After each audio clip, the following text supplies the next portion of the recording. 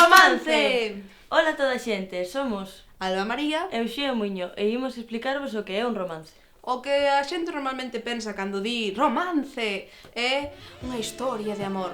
Pero basicamente un romance é un xénero narrativo, poético, oral, que naceu en Castela nos 3 últimos séculos da Idade Media. Ou sexa, nos séculos XIII, no século XIV e no século XV. E dende ali, coas migracións ibéricas, chegou a todo o mundo, sobre todo a Latinoamérica. E diredes vos, pero quen cantaba isto?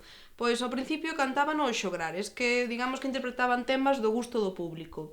Algúns temas do romanceiro pois son a épica, as historias cabaleirescas, os temas amorosos, os temas morais ou os temas relixiosos tamén.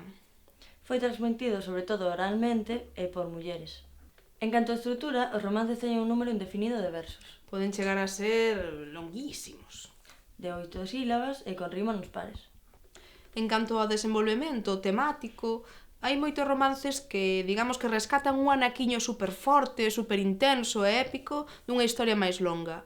Pero nós, se queremos facer o noso propio romance, pois teremos que ter algunha estrutura, non? A estrutura que podemos seguir é a seguinte. 1. Marco espacial e temporal. 2. A situación inicial. 3. A complicación. E 4. A resolución. Con isto xa podedes facer un romance maravilloso ou escoitar romances tamén maravillosos. Estaban dúas cabaleiras no salón da súa casa. Preguntoulle unha a outra: amiguiña, que che pasa? Que eu quería facer pan, pero non teño nin masa. Respondeulle así a outra: pois imos saír pra fora, que estamos moi aburridas. Veña, abre a porta agora. Ten coidado coa caseira, non espertes a señora. Elas están preocupadas, baixan polas escaleiras, escoitan algún ruído e non será a caseira.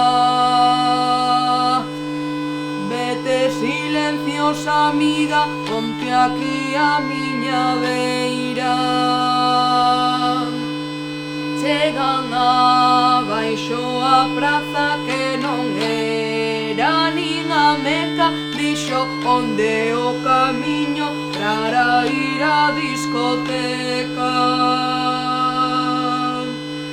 Pois é por ali, amiga, por aí ti non te metas.